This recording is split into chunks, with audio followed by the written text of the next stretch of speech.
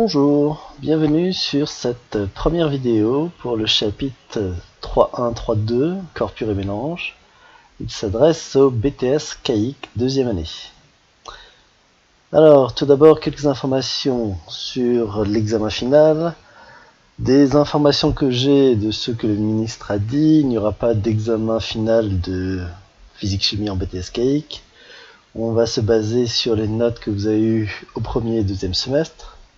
Ce qui est tant mieux pour vous, je pense. Pour le deuxième semestre, les notes qui vont compter, ce sera le premier devoir maison que je vous ai donné il y a quelques mois maintenant. Vous pouvez m'envoyer par mail pour que je corrige. Et j'espère en faire un deuxième, soit fin du mois prochain, si on se revoit, si on se revoit pas, on va voir. Bon, pour ce premier chapitre, alors pour ce chapitre 3 plutôt, je vais diviser mon exposé du chapitre en plusieurs parties. Je vous envoie aussi le texte de ce chapitre par mail et je vais aussi les mettre sur Pronote.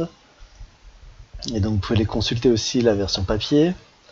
J'avais commencé à en parler, mais je crois qu'il n'y avait que 3 élèves quand j'en avais parlé. Donc je vais reprendre du début.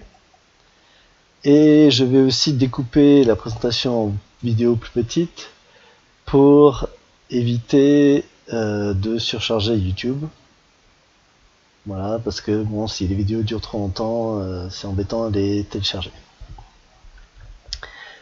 Oui, et aussi, il faut que je précise que même sur le dernier devoir maison que j'aimerais faire, ce chapitre n'apparaîtra probablement pas, vu qu'il n'aurait probablement pas apparu non plus à l'examen du BTS CAIC 2.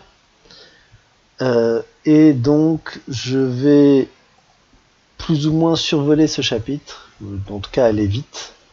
Ce sera avant tout dans l'optique d'une culture générale en céramique. Et voilà, et c'est tout, et je vais pas m'intéresser trop en détail aux différents calculs. Bon, on peut commencer. Alors c'est un chapitre sur les corps purs et mélanges, et on va commencer par définir qu'est-ce que c'est les corps purs et les mélanges. Et je vais commencer par les corps purs. En fait, je vais les faire en même temps. Alors, un corps pur, c'est un corps, une matière, formée d'un seul composé. Alors, ça peut être un composé avec un seul atome comme le fer, ou un composé comme H2O. De l'eau, c'est un corps pur. Il n'y a que des molécules d'eau dedans. Bon, il y a d'autres exemples de corps purs, du fer seul, du cuivre seul, de dioxygène, de l'hydrogène, ou de l'eau, du dioxyde de carbone, du sel, du calcaire, là ça devrait être un 3. Voilà. Voilà, et donc ça c'est les corps purs. Un mélange, par opposition, est fait de 2 substances ensemble. L'air, par exemple, est un mélange où on a du dioxygène, du dihydrogène, un peu d'eau, un peu de CO2, donc tout ça, ça forme un mélange. De l'eau salée, ce serait un mélange aussi, il y a de l'eau et du sel. Du lait, c'est un mélange, il y a de l'eau et il y a du lactose, bon, et d'autres molécules qui forment le lait. Et on peut aussi avoir des mélanges avec le même élément chimique. Par exemple, si on prend du diamant et du charbon, les deux ensemble forment un mélange. Parce que, même si c'est le même élément, elles ne sont pas sous la même forme. Voilà. Donc ça, c'est pour mélange et corps pur. Une fois qu'on a défini ça, on peut définir aussi des constantes physiques pour ces corps. Alors on va surtout commencer à s'intéresser par les corps purs et on va parler de mélange après. Donc une constante physique, qu'est-ce que ce serait? Eh bien, c'est par exemple la masse volumique de ce matériau, ou à quel point il conduit l'électricité, la chaleur, à quelle température il va changer d'état, passer d'un état solide, liquide à gaz. Et donc tout ça, c'est les constantes physiques. Et ce qui va nous intéresser en deuxième partie, c'est, on connaît les constantes physiques pour les corps purs. Maintenant, on en crée des mélanges. Et que vont devenir les nouvelles constantes physiques? Est-ce qu'on fait la moyenne pour les corps purs? Est-ce qu'on fait un autre calcul? Qu'est-ce qu'on va faire pour le mélange? Donc vous allez voir que c'est à la fois compliqué et simple, mais bon, on en reparlera après. Donc, petit 2, petit 1, maintenant, c'est les changements d'état physique. Tout d'abord, ici un petit rappel sur les différents états physiques. Vous avez entendu parler de l'état gaz, liquide, solide. Il existe aussi un quatrième état plasma qui ne va pas vraiment nous intéresser, donc je laisse de côté. Les deux qui vont vraiment nous intéresser, c'est solide et liquide.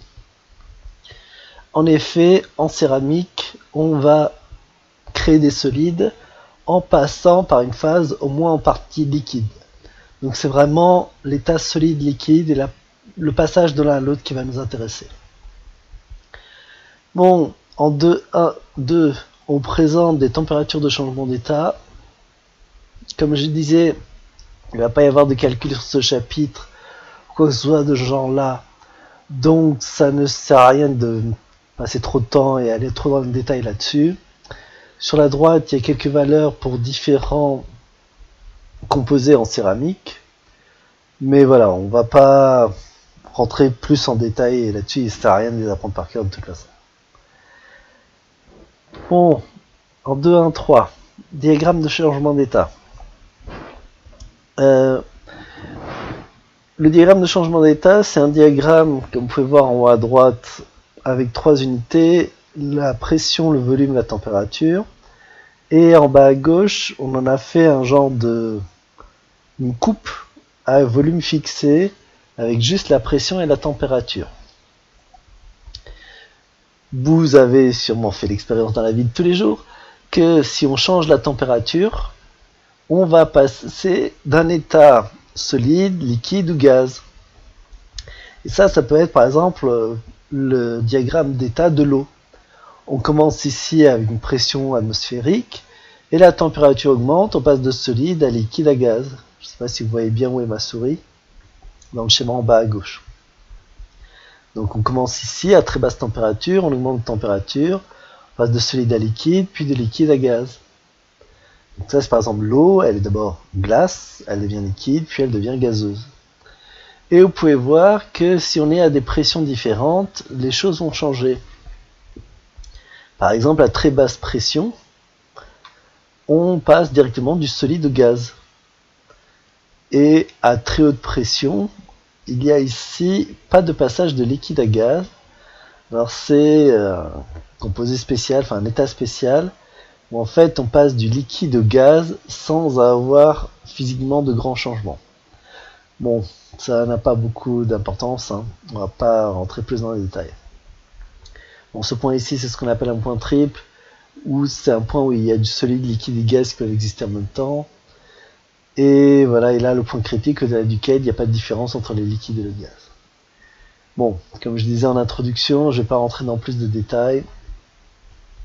Tout ce pour dire qu'on peut créer comme ça des schémas pour un corps pur, où on peut savoir dans telles conditions de pression et de température, dans quel état notre corps pur se trouvera, solide, liquide ou gaz. Bon, pour le 2.2, à nouveau, je ne vais pas en parler beaucoup, toujours les mêmes raisons. Ici, on va parler d'enthalpie de changement d'état, donc je vais aller vite. Cette enthalpie de changement d'état, on peut le concevoir comme une énergie. L'état a une énergie au début et il a une énergie à la fin, après une transformation. Cette transformation, ça peut être une réaction chimique, ça peut être un changement d'état, ça peut être une cuisson dans un four. Tout ça, enfin le type de transformation n'a pas d'importance. Ce qui compte, c'est l'énergie au début, l'énergie à la fin. S'il a perdu de l'énergie, s'il a moins d'énergie à la fin qu'au début, ça veut dire qu'il a libéré de l'énergie à l'extérieur. Je rappelle que la quantité d'énergie totale doit être constante. la conservation de l'énergie. C'est encore plus présent que la conservation de la masse. Donc, si on a moins d'énergie à la fin qu'au début, ça veut dire qu'il a libéré de l'énergie dans l'environnement. Et libérer de l'énergie se traduit par chauffer, apporter de l'énergie. Donc il a chauffé l'environnement.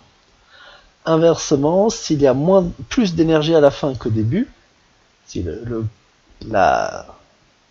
les composés, les réactifs ont plus d'énergie à la fin qu'au début, ça veut dire qu'ils ont gagné de l'énergie, ils ont absorbé de l'énergie du milieu, et donc ils ont fait baisser la température extérieure. Bon, il y a plus de détails là-dessus, mais comme je dis, c'est vraiment pas le but de ces vidéos d'aller dans tous les détails, et ça n'a pas beaucoup d'importance. Bon, je vais aussi parler du petit 2, petit 3 dans la prochaine vidéo. Donc on va s'arrêter ici pour cette vidéo, et je vous retrouve bientôt dans la prochaine vidéo, toujours sur le même chapitre 3.1.3.2, corps pur et mélange. À bientôt.